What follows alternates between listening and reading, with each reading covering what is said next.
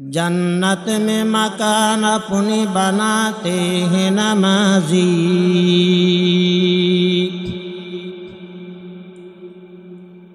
जन्नत में मकान अपनी बनाते हैं नमाजी। मस्जिद में बड़े शौक से जाते हैं नमाजी, मस्जिद में बड़े शौक से जाते हैं नमाजी।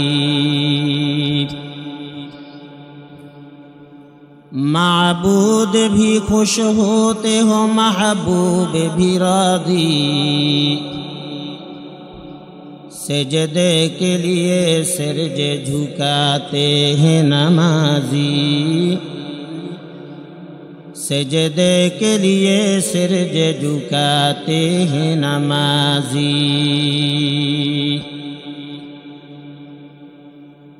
कहता ही ये दरवाज़ा बदा रह गए जन्नत,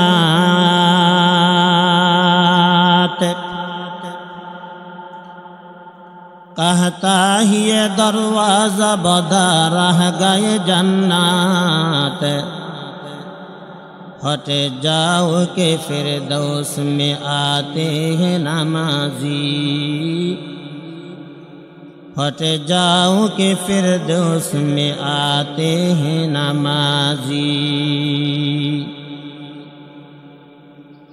हूरिन है लिए हाथ में हर रंग के महफिल, फल अपने नमाजों का ये खाते हैं नमाजी, फल अपने नमाजों को ये खाते हैं नमाजी। फजर ज़ुहर असर को मगरिब को इशा को, फजर ज़ुहर असर को मगरिब को इशा को अल्लाह के दरबार में चाहते हैं नमाजी। वला तुति मन अग़फलना क़ल्बहु अन ज़िक्रिना वत्तबअ हवाहु व काना अम्रुहु फुरुता। এটার মধ্যে তো আল্লাহ তাআলা তিনটা জিনিস নবীকে আলাদাভাবে বলে দিয়েছেন। আরেক আয়াতের মধ্যে আল্লাহ তাআলা তার নবীকে উদ্দেশ্য করে বলেন, আমার নবী ওয়ালা তুতি মান আग़ফালনা কলবাহু আন যিকরিনা ওয়াত্তাবা হাওয়াহু ওয়া কানা আমরুহু ফুরুতা ওয়ালা তাত্তাবি আহওয়া আল্লাযীনা কাযযাবু বিআয়াতিনা والذين لا يؤمنون بالآخرة وهم بربهم يعدلون। যারা আমার আয়াত অস্বীকার করে, আল্লাযীনা কাযযাবু বিআয়াতিনা, আপনি তাদেরকে অনুসরণ করবেন না। ওয়াল্লাযীনা লা ইউমিনুনা বিল আখিরাহ, যারা আখিরাতকে বিশ্বাস করে না, আপনি তাদেরকে অনুসরণ করবেন না। আর যারা অন্যকে আল্লাহর সমকক্ষ বানায়, আল্লাহর মতো মনে করে, আপনি তাদেরকেও বাদ দিয়ে দেন। তার মানে এই যে তিন আয়াতের মাধ্যমে যেটা আমার বলা, যেটা আমার উদ্দেশ্য আপনাদেরকে বুঝানো, সেটা হলো মন চাহি জীবন যাদের মনে একটা ইচ্ছা জাগ্রত হলো, এটাকে কোরআন হাদিস দিয়ে যাচাই না করে এটাকে বাস্তবায়ন যারা করবে, আল্লাহ তাআলা বলছেন রসুল তারা বিপদগামী, তারা পথভ্রষ্ট। আপনি তাদেরকে অনুসরণ করবেন না, আপনি তাদেরকে এড়ায়া চলেন। কুরআনুল কারীমে আরো দুইটা আয়াত বড় ধমকির সাথে আল্লাহ তাআলা বলছেন। আল্লাহ তাআলা বলছেন যারা মন চাহি জীবন, যারা নিজের মনে যা জাগ্রত হয় তাই করে, কোরআন সুন্নাহ যারা বাদ দিয়ে দেয়, আমার হাবিব উলাইকা কাল আনআম বাল হুম আদাল, তারা চতুষ্পদ জানোয়ারের মতো, এর থেকে নিকৃষ্ট, এর থেকে তারা বিপদগামী, পথভ্রষ্ট। আরেক আয়াতের মধ্যে, এটা সূরা আরাফের আয়াত, আল্লাহ তাআলা বলেন ওয়াত্তাবা আহাওয়াহু ফামাসালুহু কামাসালিল কালব।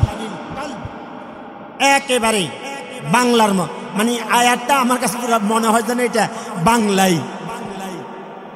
ওয়াত্তাবা আহাওয়াহু ফামাসালুহু কামাসালিল কালব। আমার নবী যারা মনের ইচ্ছা, মনের হাওয়া, মনে যা জাগ্রত হয় তাই করে, কোরআন হাদিস বাদ দিয়ে দেয়, তাদের দৃষ্টান্ত, তাদের উদাহরণ কুকুরের মতো। নাউজুবিল্লাহ, জোরে বলেন। এই যে আল্লাহ তাআলার এই যে ধমকিগুলা, নবী যারা নিজের মন মতো চলে আপনি তাদেরকে এড়ায়া চলেন। যারা নিজের মন চাহি জীবন, নিজের মন যা চায় তাই করে, তারা চতুষ্পদ প্রাণীর মতো, মন মতো যারা চলে কোরআন হাদিস বাদ দিয়ে, তাদের দৃষ্টান্ত কুকুরের মতো। মূলত এই যে যত কথা, এই যে যত ধমকি, এই সবগুলার উদ্দেশ্য হলো আমরা যেন গুমরাহির পথ থেকে ফিরে এসে আল্লাহর দিকে আমরা যেন অগ্রসর হই, আমরা যেন আমাদের জীবনটাকে একটু পরিবর্তন করি, আমরা যেন এক অবস্থায় অটল না থাকি, আমরা যেন গুনাহ ছেড়ে দিয়ে আমরা যেন আল্লাহর দিকে আমরা ধাবিত হই, আমরা যেন আখিরাতের প্রস্তুতি নিতে শুরু করি। কোরআনুল কারিমে নফস এটাকে 3 ভাগে ভাগ করা হয়েছে। এক প্রকারের নফস আল্লাহ তাআলা বলেন সূরা ইউসুফের আয়াত, নফসে লাওয়ামা, নফসে আম্মারা, মানে এই নফস এটা সব সময় গুনাহ, নেক কাজের কোনো আগ্রহ এই নফসের মধ্যে আসে না, নফসে আম্মারা।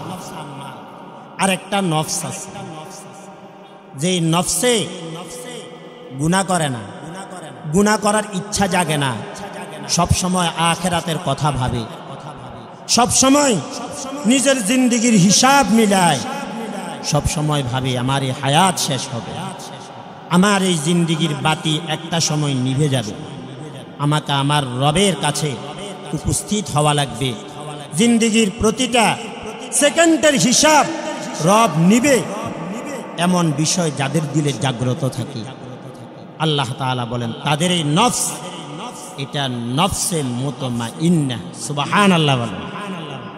হযরতে আজরাইল আলাইহিস সালাম যখন আসবে, এই নফস মুতমাইন্নাহ যাদের, এ তাদেরকে ডাক দিবে, নাম ধরে না, এ তাদের এই নফসটাকে সম্বোধন করে বলবে, ইয়া আইয়াতুহান নাফসুল মুতমাইন্নাহ ইরজিই ইলা রাব্বিকি রাদিয়াতাম মারদিয়াহ ফাদখুলি ফি ইবাদি ওয়াদখুলি জান্নাতি।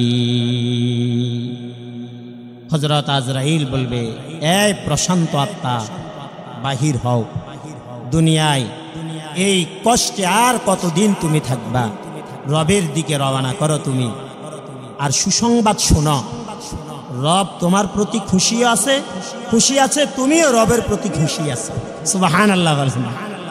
তুমি আল্লাহর বান্দাদের সাথে মিলে আল্লাহর জান্নাতে প্রবেশ করবে।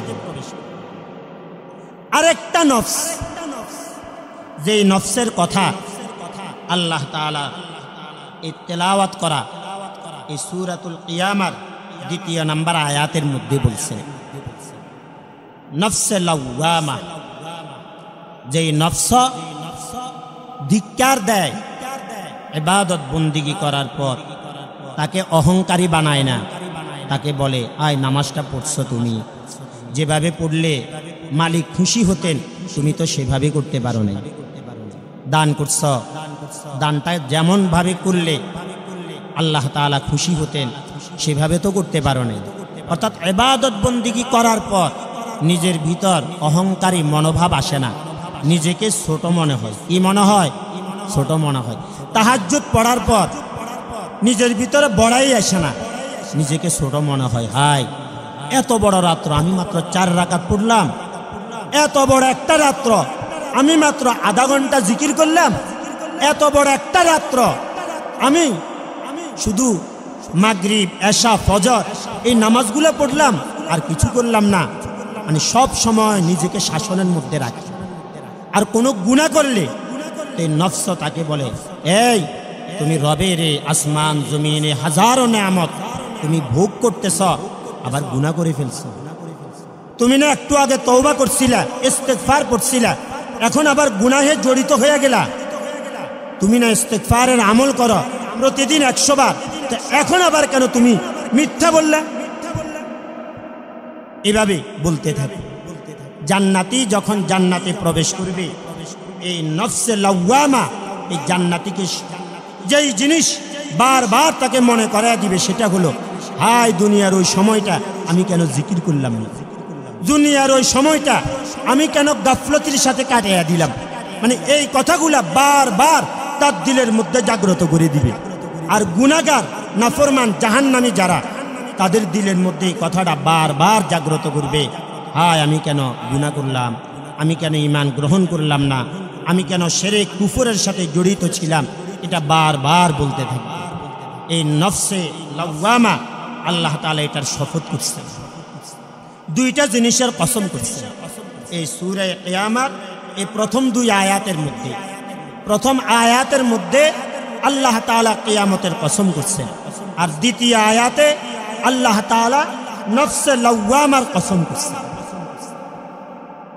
এই সূরাটা নবী সাল্লাল্লাহু আলাইহি ওয়াসাল্লাম মক্কা শরীফে যখন দাওয়াতের কাজ করতেছেন, তখন এই কাফের বেদিন মুশরিক নবীকে কিয়ামত সম্পর্কে শুধু প্রশ্ন করত। এক এক প্রশ্ন, তাদের প্রশ্নের শেষ নাই। তো আল্লাহ তাআলা তাদের সকল প্রশ্নের জবাব দেওয়ার জন্য নবীর উপর এই সূরা কিয়ামত অবতীর্ণ করছেন। সুবহানাল্লাহ জোরে বলেন। তার মানে এই সূরা কেউ যদি দিল থেকে পড়ে তাহলে তার জিন্দেগি পরিবর্তন হবে, সে গুনাহ ছাড়তে বাধ্য হবে, আখিরাতের জন্য প্রস্তুতি নিতে তার জন্য সহজ হবে। এই সূরা কিয়ামত এটা কেউ নিয়মিত পড়লে আন্তরিকভাবে দিল থেকে আল্লাহ তাআলা তার দুনিয়া এবং আখিরাত বরকতময় করে দিবেন। তো আল্লাহ তাআলা বলতেছেন, লা উকসিমু বিয়াউমিল কিয়ামা, আমি কসম করলাম, শপথ করলাম কিয়ামত দিবসের। ওয়ালা উকসিমু বিন নাফসিল লাওয়ামা, শপথ করলাম নফসে লাওয়ামা। আল্লাহ তাআলা বলেন, আমি এই দুইটা গুরুত্বপূর্ণ বিষয়ের কসম করে তোমাদেরকে যেই বিষয়টা বলতে চাই সেটা হলো, তোমরা মারা যাওয়ার পর 1000 বছর কবর জীবন শেষ করার পর আমি আবার তোমাদেরকে জাগ্রত করব, আমি আবার তোমাদেরকে জীবিত করব। তোমরা তো মনে করো মারা যাওয়া মানে সব শেষ, মারা যাওয়া মানে হলো পচে গলে শেষ হয়ে যাওয়া। আল্লাহ তাআলার কাছে জিন্দেগির কোনো হিসাব দেওয়া লাগবে না। মौते को समझा है गाफिल इख्तितामे जिंदगी, मौते को समझा है गाफिल इख्तितामे जिंदगी, दर हकीकत मौत है सुबह है दवामे जिंदगी। যারা মনে করে মারা যাওয়া মানে হলো শেষ, মারা যাওয়া মানে হলো রবের সাথে আর সাক্ষাৎ করা লাগবে না, কবি বলে না, মারা যাওয়া মানে হলো তোমার আসল জীবনের সূচনা, মারা যাওয়া মানে হলো দুনিয়ার এই হায়াত শেষ করার পর আসল হায়াতের মধ্যে পা রাখা, মারা যাওয়া মানে হলো আসল হায়াতের দিকে অগ্রসর হওয়া। কি বলেন ভাই, মারা যাওয়া লাগবে না? আমাদেরকে মরতে হবে, এই পৃথিবীতে কেউ থাকবে না। मौत जिस दिन आ गई मुर्दा की हालत क्या हुई, मौत जिस दिन आ गई मुर्दा की हालत क्या हुई, रूह तन से उड़ गई मुर्दा की हालत क्या हुई। এই জন্য কবি বলে, মাঝে মধ্যে তুমি তোমার এই দুইটা চোখ বন্ধ করে মুরাকাবা করো। এই মুহূর্তে যদি আমার মরণ চলে আসে, আমার হায়াতের বাতিটা যদি এই মুহূর্তে নিভে যায়, আজরাইল যদি এই মুহূর্তে আমার সামনে চলে আসে, তাহলে আমার কি হবে? मौत जिस दिन आ गई मुर्दा की हालत क्या हुई रूह तन से उड़ गई मुर्दा की हालत क्या हुई। সাকরাত যখন শুরু হবে তখন দুনিয়ার কোনো ডাক্তার, দুনিয়ার কোনো কবিরাজ, দুনিয়ার কোনো প্রভাব কোনো মানুষকে আর রাখতে পারে না, মানুষকে কোনো সহযোগিতা করতে পারে না। মানুষের থেকে যখন রূহটা আলাদা হয়ে যায়, কবি বলে এবার একটু ভাবো তোমার কি হবে। এত সুন্দর ঘর, এখান থেকে তোমাকে বের করে দিবে। তোমার গায়ের মধ্যে এত সুন্দর একটা পোশাক, এটা তোমার শরীর থেকে খুলে রেখে দিবে। তোমার নামের যে দলিলগুলা, এগুলা পরিবর্তন করে এই দলিলগুলা অন্যদের নামে করা হবে। তোমাকে ওই যে মসজিদের পাশে এলাকার গোরস্থান যেখানে তোমাকে রাখবে, বলো না কয়দিন তোমার আপনজন ওখানে তোমার সাথে দেখা করতে যাবে। তোমাকে কবরে রাখলে কে তোমার কবরের সঙ্গী হবে। দুনিয়ার কত রাজা বাদশাহ চলে গেল, তাদের হালতটা কি, এটা নিয়ে তুমি একটু মোরাকাবা করো। कैसे कैसे ताजेदारो बादशाह चल गई, कैसे कैसे ताजेदारो बादशाह चल गई, ओ खजीना बाला खाना शान शौकते किया हुई। আমার বাবা এখন নামাজ পড়তে মন চায় না, ব্যবসা আমাকে এখন নামাজ পড়তে দেয় না, ব্যবসা আমাকে সুদ ঘুষ থেকে বিরত রাখতে দেয় না। কবি বলে একটু ভাবো, তোমার থেকে বড় বড় ব্যবসায়িক যারা ছিল, তোমার থেকে বড় বড় রাজা বাদশারা যারা ছিল, এই দুনিয়াতে যাদের অনেক প্রভাব ছিল, যাদের অনেক নাম ছিল, যাদের নাম শোনার পর মানুষের শরীরটা কম্পন হয়ে যেত, বলো আজকে তারা কোথায় গেল? তাদের ওই ব্যবসার হালত কি হলো? রাজা বাদশাদের প্রভাব আজ কোথায় গেল? कैसे कैसे खूबे सूरत रानिया शहजादिया, कैसे कैसे खूबे सूरत रानिया शहजादिया, तन बदन सब गल गई है शक्ल सूरत क्या हुई। আজকে তোমার ভিতর অনেক অহংকারী মনোভাব, তোমার চেহারা সুন্দর, তোমার শরীরে অনেক শক্তি, না তোমার থেকে অনেক সুন্দরওয়ালা অনেক রাজা বাদশাদের মেয়ে বিবি আরো অনেক মানুষ ছিল। দেখো কবরে রাখার পর কবরের মাটি তাদেরকে খেয়ে তাদের সৌন্দর্য শেষ করে দিচ্ছে। তো এটাই মনে রাখো তুমি। আই বেরাদার জি জাহানাতে রফতে নাচতে, আই বেরাদার জি জাহানাতে রফতে নাচতে, যাব আজরাইল আখেরে দাদানাস। কবি বলে এটাই হলো মূল কথা, এটাই হলো আসল কথা। তোমার জীবনের একটা সমাপ্তি ঘটবে, আজরাইলের সাথে তোমার সাক্ষাৎ করা লাগবে। দুনিয়ার এই সব শ্বাস, দুনিয়ার এই যত স্বাদ, যত মজা, এগুলা যে কোনো মুহূর্তে এই সব শেষ হবে। ঠিক না ঠিক জোরে বলেন। এই জন্য ভাই আল্লাহ তাআলা বলছে, আমি এই দুইটা জিনিসের কসম খেয়ে বান্দা তোমার বিবেকে যেই কথাটা আমি নাড়া দিতে চাই, সেটা হলো তুমি মারা যাওয়া মানুষ শেষ না, তোমাকে আমি আবার জীবিত করব, তোমাকে আমি আবার জাগ্রত করব। এটা আমি তোমার বিবেকের মধ্যে রাখলাম, তোমার এই বিবেকের মধ্যে আমি আমার এই কথাটা রেখে দিলাম। তুমি একটু ভাবো, তুমি তোমার জিন্দেগি পরিবর্তন করবা না করবা না, এটা এবার তোমার ফয়সালা। কিছু নাফরমান, কিছু অবিশ্বাসী যারা আখিরাতকে বিশ্বাস করে না, তো আল্লাহ তাআলা এবার তাদের সম্পর্কে বলতেছেন, আয়াহসাবুল ইনসানু আল্লান নাজমাআ ইদামা। আল্লাহ তাআলা বলেন মানুষ মানে উদ্দেশ্য হলো অবিশ্বাসী সম্প্রদায়, কাফের অবিশ্বাসী সম্প্রদায়। তারা কি মনে করে আমি তাদেরকে পুনরায় সৃষ্টি করতে পারবো না? বেনামাজি কি মনে করে আমি তাকে দ্বিতীয়বার সৃষ্টি করব না? সুদখোর ঘুষখোর কি মনে করে দ্বিতীয়বার আমি তাকে সৃষ্টি করতে অক্ষম? আল্লাহ তাআলা বলেন না না, আমার নবী আপনি তাদেরকে জানায় দেন দ্বিতীয়বার সৃষ্টি করা আমার পক্ষে মোটেই কঠিন না। বালা কাদিরিনা আলা আন নুসাউইয়া বানানা, আমি তো তাদের আঙ্গুলের অগ্রভাগ, আঙ্গুলের মাথায় আঙ্গুলের এই ডগার মধ্যে যে অসংখ্য অগণিত রেখা আছে এগুলাকে সঠিকভাবে বানিয়ে দিব। তার মানে আমার এই আঙ্গুলের এই অগ্রভাগে এখন যে রেখাগুলো আছে, আমি আমার এই বৃদ্ধা আঙ্গুলি দিয়ে এখন যে সই দিই, এখন যে টিপ মারি, 1000 বছর কবরের জীবন শেষ হওয়ার পর আল্লাহ তাআলা যখন আবার সৃষ্টি করবে, দ্বিতীয়বারের আঙ্গুলের এই চাপ আর প্রথমবারের চাপের মধ্যে কোনো পার্থক্য থাকবে না। এখন এই রেখাগুলা যেরকম করা আছে, দ্বিতীয়বার সৃষ্টি যখন আল্লাহ তাআলা করবে, আল্লাহ তাআলা বলে তখনও এমনই থাকবে, তখন এটার মধ্যে কোনো পরিবর্তন হবে না। বান্দা, প্রথমবার যখন সৃষ্টি করছি তখন তো আমার কাছে কোনো নমুনাই ছিল না, কোনো ডিজাইন ছিল না।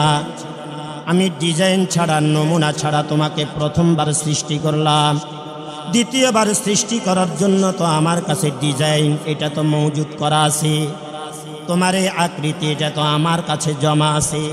তাহলে তুমি কিভাবে এটা মনে করতে পারো দ্বিতীয়বার সৃষ্টি করতে আমি অক্ষম, দ্বিতীয়বার সৃষ্টি করা আমার পক্ষে সম্ভব না? না, এটা ধোঁকা, এটা তো ধোঁকা, এটা ধোঁকা।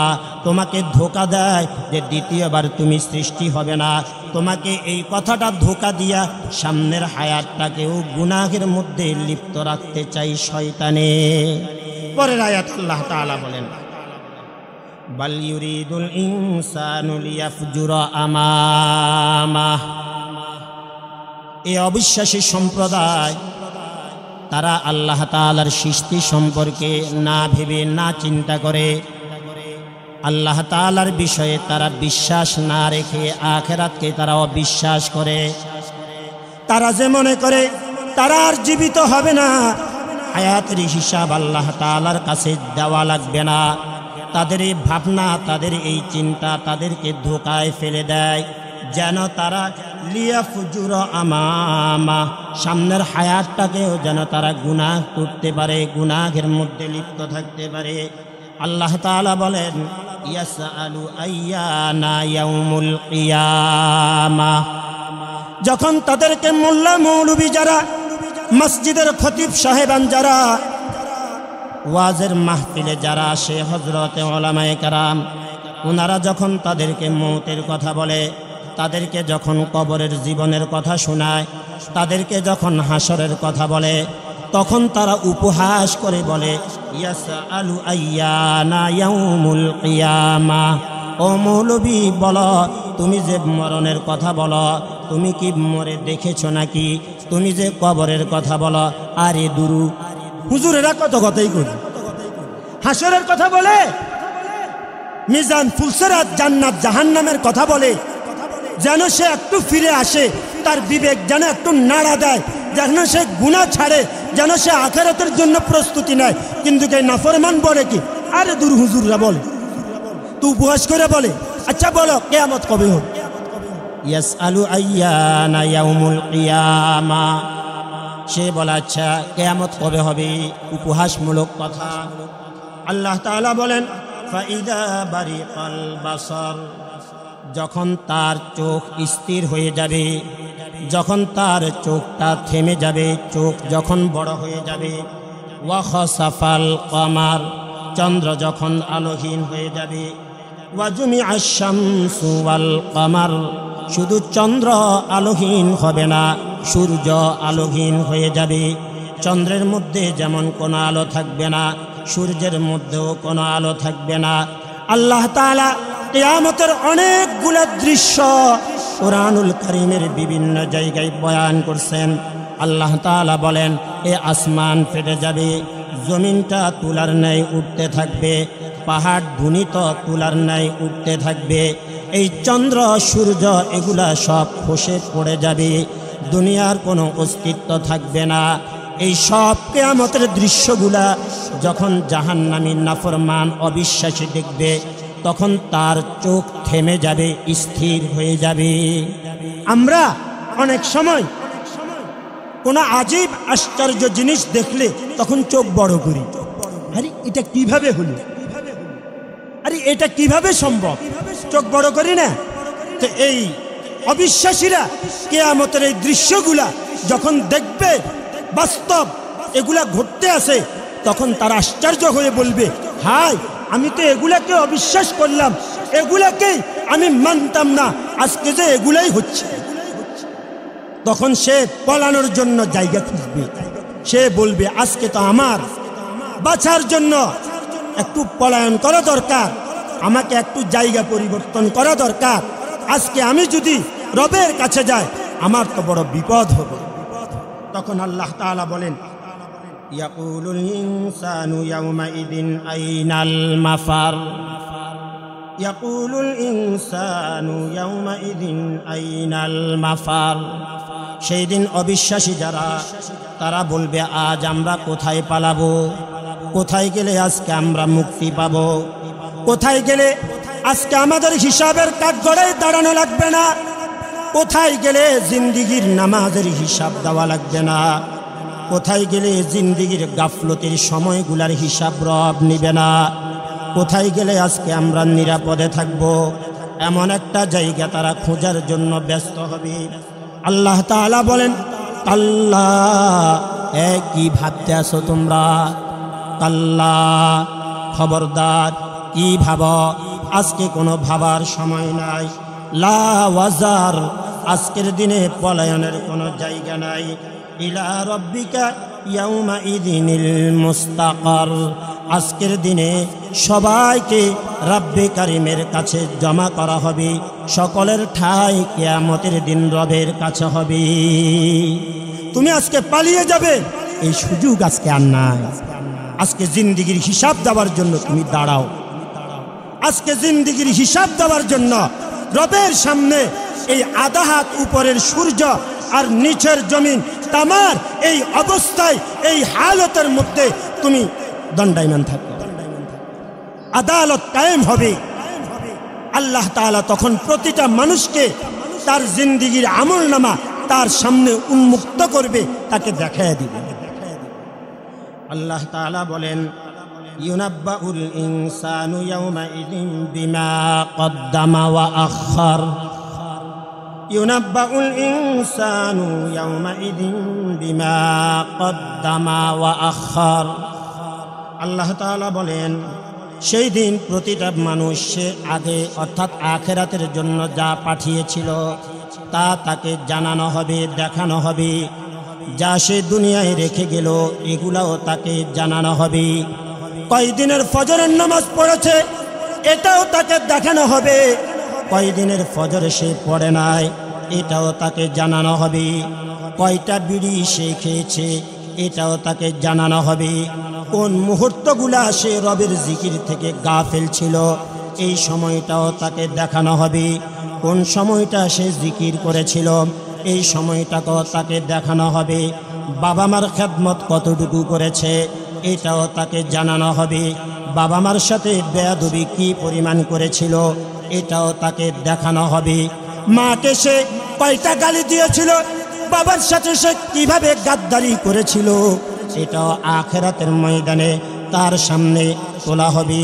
সে যখন এগুলা দেখবে, আমি আমার মায়ের সাথে বেয়াদবি করলাম এটা আমার আমল নামার মধ্যে উঠানো, বাবার সাথে বেয়াদবি করলাম এটা আমার আমল নামার মধ্যে উঠানো, ভাইয়ের সাথে বেয়াদবি করলাম এটা আমার আমল নামার মধ্যে উঠানো, আমি আমার বিবির উপর আমি অত্যাচার করলাম এটা আমার আমল নামার মধ্যে আজকে জমা, আমি মানুষের হক নষ্ট করলাম এটা আমার আমল নামা থেকে জুদা না, আমি মানুষের সাথে মিথ্যা বললাম রাত 12টার সময় মোবাইলে ওটাও যে এখানের মধ্যে।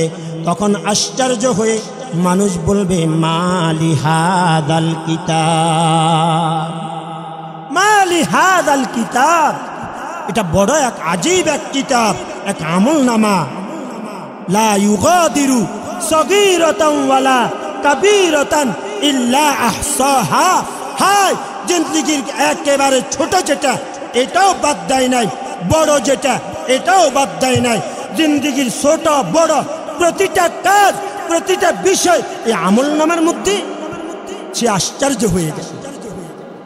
আল্লাহ তাআলা কালামে হাকিমের আরেক আয়াতের মধ্যে বলেন, এই আমল নামা দেখানোর পর এবার এই আমল নামাটা ভাগ করে দিবে। আল্লাহ তাআলা এই ইমানদার মুত্তাকি ফরহেজগার যারা তাদের আমলনামাটা তাদের ডান হাতে দিবে। আল্লাহ তাআলা বলেন ফাআম্মা মান উতিয়া কিতাবাহু বিয়ামিনিহি, ইমানদার মুত্তাকি যারা, যাদের দুনিয়ার হায়াতটা সুন্দর ছিল, যারা দুনিয়ার হায়াতে রবকে ভুলে নাই, যারা দুনিয়ার হায়াতে কোনো অন্যায় লিপ্ত হয় নাই, কোনোভাবে শয়তানের ধোঁকায় গুনাহ হয়ে গেছে তো সাথে সাথে তওবা করে ফেলছে, আল্লাহ তাআলা বলেন কিয়ামতের দিন তাদের আমলনামা, তাদের এই জিন্দেগির হিসাব নামা, জিন্দেগির এই 60-70 বছরের কিতাবটা তাদের ডান হাতে দেওয়া হবে। ফাসাউফা ইউহাসাবু হিসাবান ইয়াসীরা, ডান হাতে আমলনামা পাওয়া মানে হলো তাদের হিসাবটা সহজ হবে। ওয়ায়ানকালিবু ইলা আহলিহি মাসরুরা, তারা তাদের আপনজনদের কাছে খুব আনন্দের সাথে সানন্দে উপস্থিত হয়ে আমলনামা দেখায় বলবে, ভাইয়া দেখো আজকে আমার এই আমলনামা কত সুন্দর, আজকে আমি জান্নাতি, রব আমাকে জান্নাতের সনদ আমার এই ডান হাতে দিয়ে দিছে। আর যে ব্যক্তি নাফরমান, যার দুনিয়ার হায়াত শুধু গুনাহ আল্লাহর নাফরমানিতে এই মন চাহি জীবন যার ছিল, আল্লাহ তাআলা বলেন তাকেও তার আমলনামা দেওয়া হবে, বাকি ইজ্জতের সাথে না। ওয়া আম্মা মান উতিয়া কিতাবাহু ওয়ারাআ যহরিহি, তার আমলনামাটা তার পিঠের পিছন থেকে দেওয়া হবে। পিঠের পিছন থেকে তাকে তার আমলনামা দেওয়া, তার মানে অপমানের একটা প্রতীক। সে লাঞ্ছিত, অপমানিত, সে জান্নাতে যাবে না। আমলনামা পাওয়ার সাথে সাথে এটা সবাই বুঝে ফেলবে। তখন এই আমলনামা পাওয়ার পর সে লজ্জিত হয়ে, ভয়ে, দুঃখে সে বলবে ফাসাউফা ইয়াদউ সুবুরা, হায় আজকে যদি আমাকে জীবিত না করা হতো, আমার যদি এই মুহূর্তে মরণ হয়ে যেত, আমার জিন্দেগির হিসাব যদি রব না চাইতেন, তাহলে এটা না আমার জন্য বেটার ছিল, এটাই যে আমার জন্য ভালো ছিল, এটা আমার জন্য কল্যাণকর ছিল। আল্লাহ তাআলা বলবেন না, ওয়ায়াসলা সাঈরা, শোনো আজকে তোমাকে জাহান্নামে নিক্ষেপ করা হবে। ইন্নাহু কানা ফি আহলিহি মাসরুরা, দুনিয়া তুমি গুনাহের মধ্যে লিপ্ত থেকে আপনজন আত্মীয় স্বজনদের কাছে ভালো ছিলা। ইন্নাহু যান্না আল্লাহ ইয়াহুর, তোমার জীবনের চলাফেরা এটাই তুমি বুঝাইয়া দিছ, আমার সাথে তোমার সাক্ষাৎ হবে না। দেখো আজকে আমার সাথে তোমার সাক্ষাৎ হলো কিনা। বালা ইন্না রাব্বাহু কানা বিহি বাসীরা, এটা হলো সবচেয়ে বড় আজীব একটা আয়াত। আল্লাহ তাআলা বলেন, বালা এই তুমি গুনাহ করতে আসো, ইন্না রাব্বাহু কানা বিহি বাসীরা, এই তোমার এই গুনাহের হালতে দুনিয়ার কেউ তোমার দিকে তাকানো নাই, একজন তাকিয়ে আছেন। জবান খুলে বলেন কে? আরো জোরে বলেন কে? আল্লাহু আকবার জোরে বলেন। আল্লাহ তাআলা বলেন ইন্না রাব্বাহু কানা বিহি বাসীরা, ফজর পড়ে নাই, কেউ জানে নাই। তুমি 8টার সময় দোকানে গিয়ে বুঝাইছো মাথায় টুপি দিয়া যে ফজরের নামাজি ছিলা তুমি, না বান্দা তুমি ফজরের নামাজি ছিল না, এটা তোমার রব তোমাকে দেখে ফেলছে। তুমি যখন সুদের টাকা নাও, ঘুষের টাকা নাও, মনে করো কেউ তোমাকে দেখে না, না দেখতেছেন কে? আরো জোরে বলেন কে? ইন্না রাব্বাহু কানা বিহি বাসীরা, এটা বড় আজীব এক আয়াত। আল্লাহ তাআলা বলে, বান্দা তুমি রাত্রে গুনাহ করো আর দিনে করো, সকালে করো আর বিকালে করো, মানুষের সামনে করো আর গোপনে করো, এটা তুমি মনে রাখিও, সর্বহালতে তোমার দিকে তাকিয়ে আছেন তোমার রব, তিনি তোমাকে দেখতেছেন। এই হাসরের মাঠে এই মানুষ যখন তার আমলনামা দেখবে, এই আমলনামার বন্টনে সে বুঝে ফেলবে বালিল ইনসানু আলা নাফসিহি বাসীরা, সে যখন তার এই আমলনামাটা দেখবে সে নিজেই বিচার করে ফেলবে আজকে কি সে জান্নাতি নাকি জাহান্নামী। সে আজকে জান্নাতে যাবে না জাহান্নামে যাবে, এটা সে বুঝে ফেলবে। এরপরও মানুষের একটা দোষ আছে, দোষী সে জানে, এরপরও উজর পেশ করে, বাহানা তালাশ করে। আল্লাহ তাআলা বলে হাসরের মাঠে এই বেনমাজি, এই অপরাধীরা, এই অবিশ্বাসীরা তারা বাহানা আল্লাহর কাছে পেশ করে। ওয়ালাউ আলকা মাআযীরা, আল্লাহ তাআলা বলেন কিয়ামতের ময়দানে তারা তাদের বাহানা পেশ করবে, এক একজন এক এক বাহানা পেশ করবে। আল্লাহ তাআলাকে বলবে, আল্লাহ আমি এই কারণে নামাজটা পড়তে পারি নাই, আমি অনেক ব্যস্ত ছিলাম, ব্যস্ততার কারণে নামাজটা আমি জামাতের সাথে পড়তে পারি নাই।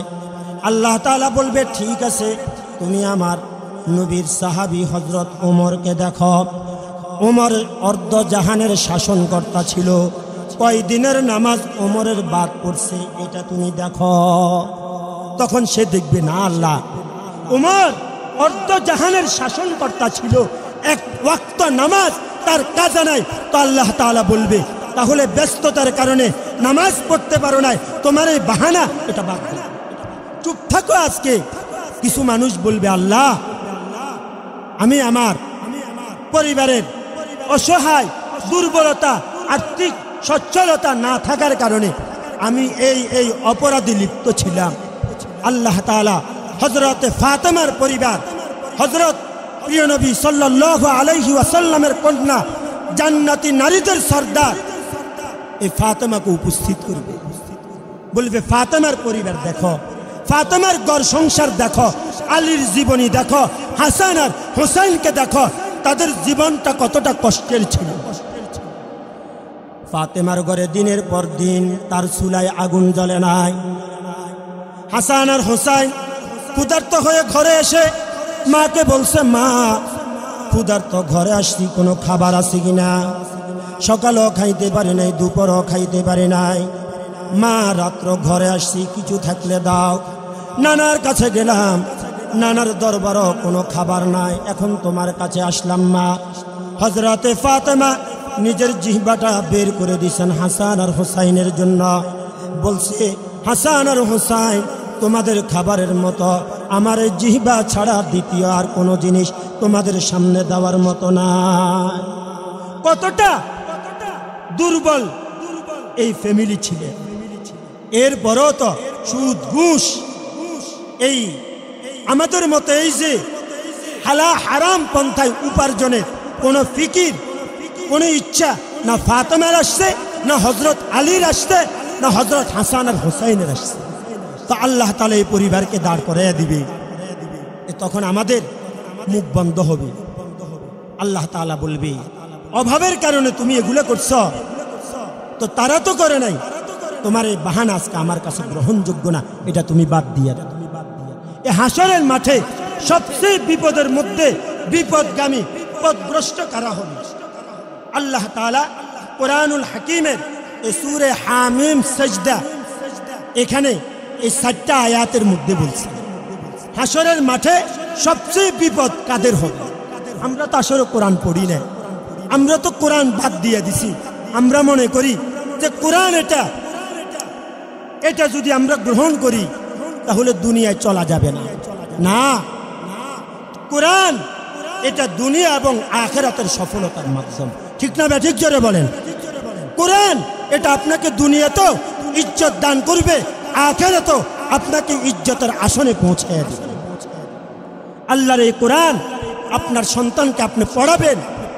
আজকে তো আমরা এই যেখানে যাই শুধু বলে, হুজুর এলাকার অবস্থা বেশি ভালো না। এই মুরব্বীদের অভিযোগ, ছেলেমেয়েরা বিশেষ করে নওজোয়ান যুবক যারা বাবা মার সাথে ভালো ব্যবহার করে না। সন্তানের পক্ষ থেকে বাবা মার উপর যেমন হক আছে, আবার বাবা মার পক্ষ থেকে সন্তানের উপর কিছু হক আছে না নাই? আছে। আমরা শুধু মনে করি যে ছেলে আমার, মেয়ে আমার, হক নষ্ট করতেছে। আমিও যে আমার এই সন্তানের হকটা নষ্ট করলাম, এটা আমি একটা মুহূর্ত ভাবনা আসা, একটু চিন্তা করা, এটা আমার মাথায় আসে না। আমার সন্তান আমার পক্ষ থেকে পাওয়ার মতো সবচেয়ে বড় যে জিনিস সেটা হলো ইলমে দ্বীন, কোরআন ও হাদিসের জ্ঞান সন্তানকে দেওয়া। এটা আমার পক্ষ থেকে সন্তানের পাওনা ছিল। আমরা কতজন বাবা মা বুকে হাত দিয়ে বলতে পারবো না সন্তানের এই হকটা আমি পুরাপুরি আদায় করছি? আপনি 10 জন আলেম একসাথ করেন আর 10 জন অন্য লাইনে পড়ুয়া তাদেরকে একসাথ করেন, আপনি এবার মিলান এই 10, 20 জন কারা বাবা মার কদর করে আর কারা করে না। আপনি দেখে নেবেন, বুঝে নেবেন, আপনার বুঝার বাকি থাকবে না। এই কোরআনের নূর যেই 10 জনের মধ্যে আছে এরা বাবা মার কদর ইজ্জত জাররা জাররা হিসাব করে করে দেখে। ঠিক না? ঠিক জোরে বলেন। ওই যে কোরআন ও হাদিসের বুঝ বাবা মা দেওয়ার কারণে, যদিও বাবা মা এই আর্থিক দুর্বলতার সময় অনেক কষ্ট করে সন্তানকে দিন শিখাইছে, বাকি শেষ বয়সে এটা আল্লাহ তাআলা ভোগ করাইতেছে। আল্লাহ তাআলা শেষ বয়সে ভোগ করে এটাও বুঝিয়ে দিতেছে, বান্দা তোমার এই আলেম সন্তান, তোমার এই হাফেজ সন্তানের মাধ্যমে দুনিয়াতে তোমার এত ইজ্জত, আখিরাতে কি হবে এটা ভাবো। সুবহানাল্লাহ জোরে বলেন। আখিরাতে কি হবে তোমার এই খতিব সন্তানের মাধ্যমে, তোমার এই হাফেজ সন্তানের মাধ্যমে, তোমার এই আলেম সন্তানের মাধ্যমে আখিরাতে কি দিব? শুধু এতটুকু আমি কি বলবো, কিভাবে বললে তোমরা বুঝবা। তো তোমাদেরকে একটা কথা বুঝাই, তাদের বাবা মারটা শুধু একটু ভাবো। বাবা মারটা যে একজন হাফেজ, তার বাবা আর তার মা দুইজনের মাথায় নবী বলেন যে মুকুট দেওয়া হবে, এটা দুনিয়ার সূর্যের থেকে বেশি আলোকিত হবে। আরো জোরে বলেন সুবহানাল্লাহ। এটা কেমন আলো হবে? বলে দুনিয়ার এই সূর্যটা এটা একটা ঘরে ঢুকিয়ে দিলে হবে এর থেকেও বেশি হবে। এই বাবা মার ইজ্জত যদি এমন হয়, তাহলে সন্তানকে যে দিন শিখাইলেন এই সন্তানের কি হবে? একজন সন্তান, একজন আলেম, সে তার পরিবারের 10 জন 70 জন এমন ব্যক্তি যাদের উপর জাহান্নাম ওয়াজিব ছিল, তাদের জন্য সুপারিশ করবে, আল্লাহ কবুল করবে, জান্নাতের ফয়সালা হবে। সুবহানাল্লাহ জোরে বলেন। এই যারা এই সন্তানের হক নষ্ট করে, সন্তানকে দিন থেকে বঞ্চিত রাখে, আখিরাতে তারাই সবচেয়ে বড় বিপদগামী হবে। আল্লাহর কোরআনের এই সূরা হামিম সাজদা এই কয়েকটা আয়াতের মধ্যে আল্লাহ তাআলা এই কথাগুলা বলতেছেন। আল্লাহ তাআলা বলেন, وقال الذين كفروا لا تسمعوا بهذا القرآن وقال الذين كفروا لا تسمعوا لهذا القرآن। আল্লাহ তাআলা বলেন, অবিশ্বাসী সম্প্রদায় যারা, অবিশ্বাসী লোক যারা, তারা বলে এই কোরআনকে তোমরা শুনতে দিও না, অর্থাৎ এই কোরআনকে তোমরা তোমাদের সন্তানকে শিখাও না। এই কোরআন যদি সন্তানকে শিখাও, সন্তান ডাক্তার হতে পারবে না। সন্তানকে যদি কোরআনের শিক্ষায় শিক্ষিত করো, সন্তান ইঞ্জিনিয়ার হতে পারবে না। সন্তানকে যদি কোরআনের শিক্ষায় শিক্ষিত করো, সন্তান 10 তলা বিল্ডিংয়ের মালিক হতে পারবে না। সন্তানকে যদি কোরআনের শিক্ষায় শিক্ষিত করো, সন্তানের কুমিল্লা শহরে বাড়ির ব্যবস্থা হবে না। সন্তানকে তোমরা কোরআন না পড়ায়া, কোরআন থেকে তোমরা ফিরে রাখো, ওই কিন্ডারগার্টেনে পড়াও, স্কুলে পড়াও, কলেজে পড়াও। দোস্ত, এখানে ছোট্ট আর একটা কথা যেটা আমাদের মনে রাখা, সেটা হলো আমরা মোল্লা মৌলবি যারা আমরা কোরআন শিখাইতে বলি, কোরআন শিক্ষার কথা বলি, আমরা স্কুল শিক্ষা, দুনিয়াবি শিক্ষা, জাগতিক শিক্ষা এটা না দেওয়ার কথা বলি না। আমরা বলি প্রাথমিক শিক্ষাটা এটা যেন কোরআনের শিক্ষা হয়। এর পরবর্তীতে আপনার সন্তানকে আপনি ডাক্তার বানান, ইঞ্জিনিয়ার বানান, কি হবে? প্রাথমিক শিক্ষাটা কোরআনের শিক্ষা নেওয়ার কারণে এই সন্তান বেনামাজি হবে না, এই সন্তান নাস্তিক হবে না, এই সন্তান কোরআনের বিরুদ্ধে। ঠিক না? ঠিক জোরে বলেন। আজকে আমাদের সন্তানরা কোরআনের বিরুদ্ধে কেন? আজকে আমাদের মুসলমানের সন্তান তারা নাস্তিক কেন? ওই কোরআনের শিক্ষা থেকে বঞ্চিত হওয়ার কারণে। এই যে নুরানি মাদ্রাসাগুলা কারি বেলায়েত সাহেব ওনার একটা কথা আছে, অনেক ওলামায়ে কেরামের জবান থেকে এটা আপনারা শুনছেন। একটা মানুষ ক্ষুধার্ত, এই ক্ষুধার্ত অবস্থায় সে যদি প্রথম কোনো বর্তা দিয়ে কোনো খাবার গ্রহণ করে, এরপরে ফলাউ কুরমা আরও নানান ধরনের খাবার সে গ্রহণ করল। আচ্ছা বলেন, প্রথম খাবারটা বর্তা দিয়ে নিল, পরের খাবার ফলাউ কুরমা, যখন তার ঢেউক আসবে তখন কোনটার আসবে? আরো জোরে বলেন কোনটা?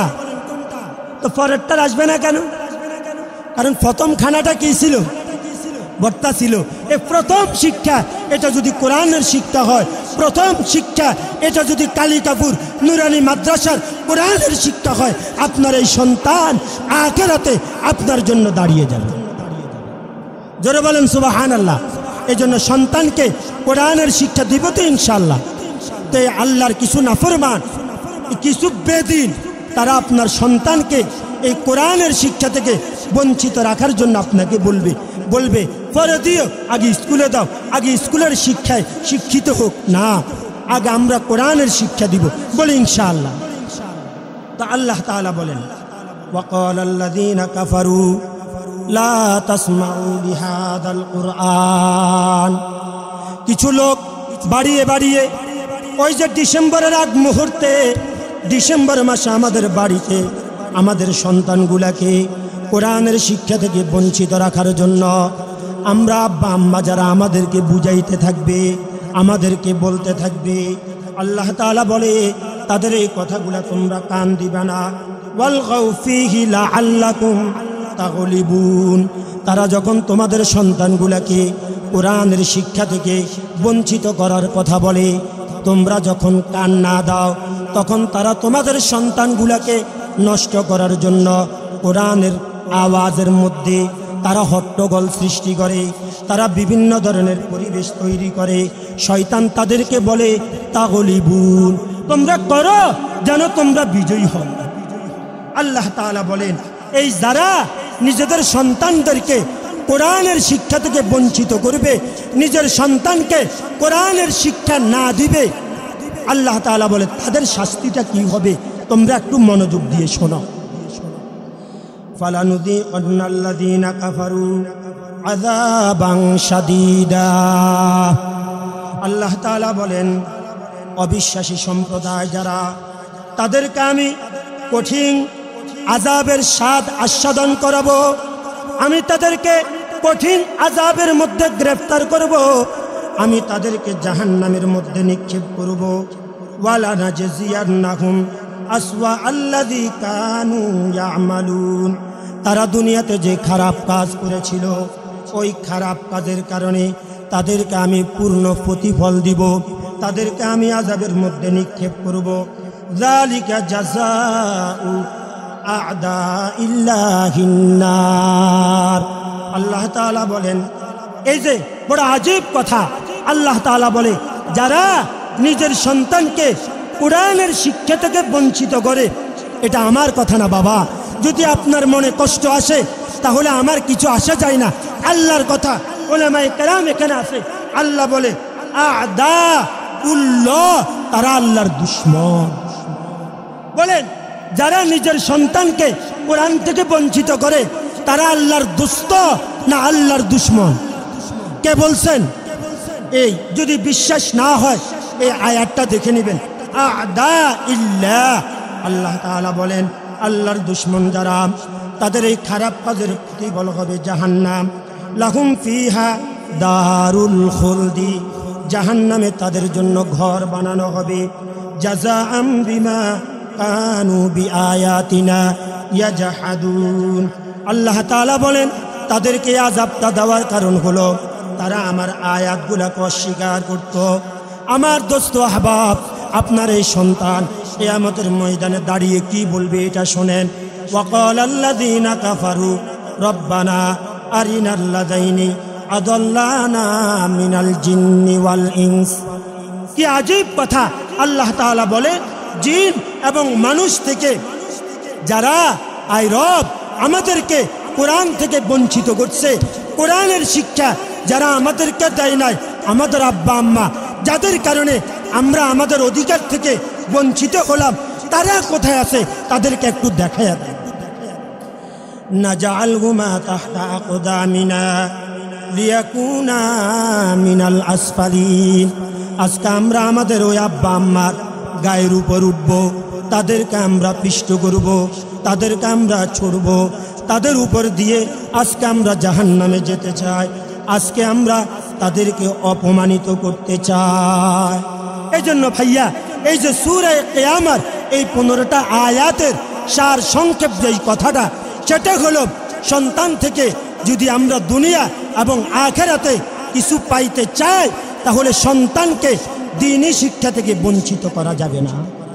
সন্তানকে দ্বীনি শিক্ষা থেকে বঞ্চিত করব, শুধু আমি না, আরো বড় বক্তাও যদি এখানে বয়ান করে যায়, এই সন্তান থেকে ভালো কিছু আপনি পাবেন না। আর আপনি কোরআন সুন্নাহ এটা শিক্ষা দেন, কোনো মৌলবীর বয়ান লাগবে না। আপনার সন্তান দুনিয়া আখিরাত আপনার খেদমতে থাকবে ইনশাআল্লাহ। বলেন আল্লাহ তাআলা আমাদেরকে বুঝার আমল করার তৌফিক দান করেন। আমিন। ওয়া আখিরু দাওয়ানা আনিল হামদুলিল্লাহি রাব্বিল আলামিন।